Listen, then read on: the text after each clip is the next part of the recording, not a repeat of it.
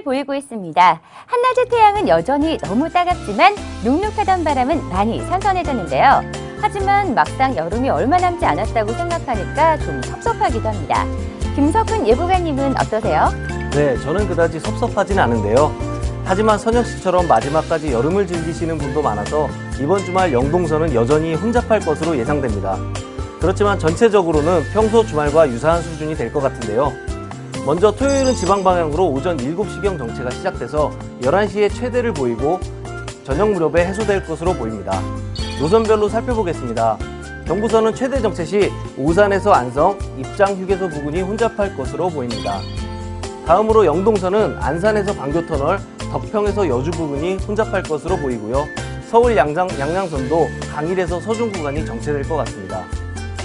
서해안선의 경우에는 서평택 분기점에서 서해대교 구간이 어려울 것으로 전망됩니다. 네, 토요일 지방 방향으로 내려갈 때 가장 많이 밀릴 때는 서울에서 목포까지는 4시간 30분, 서울에서 강릉까지는 4시간 10분 정도 예상하셔야겠습니다. 그럼 돌아오는 일요일 고속도로 상황은 어떨까요? 네, 돌아오는 일요일의 경우에는 오후 1시경 정체가 시작돼서 5시에 최대를 보이고 자정 무렵 해소가 될 것으로 보입니다.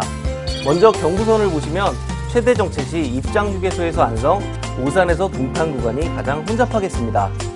영동선의 경우에는 평창 휴게소에서 둔내, 강천터널에서 이천 구간이 혼잡할 것 같고요.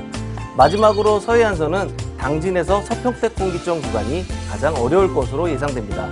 네, 일요일 돌아올 때 가장 밀릴 때는 대전에서 서울까지는 2시간 20분, 강릉에서 서울까지는 4시간 50분 정도 예상하셔야겠습니다.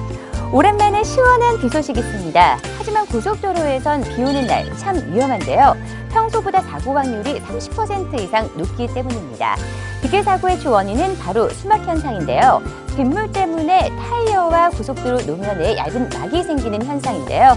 수막 현상은 보통 자동차 속도가 100km 이상일 때 많이 발생해서 고속주행이 많은 고속도로가 특히 위험합니다.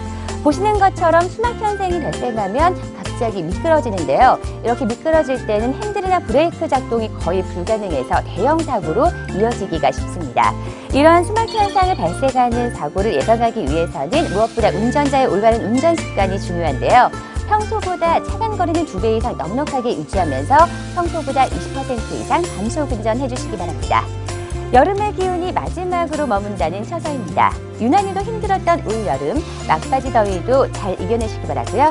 지금까지 뉴스와이와 한국도로공사가 함께하는 주말 교통예보였습니다.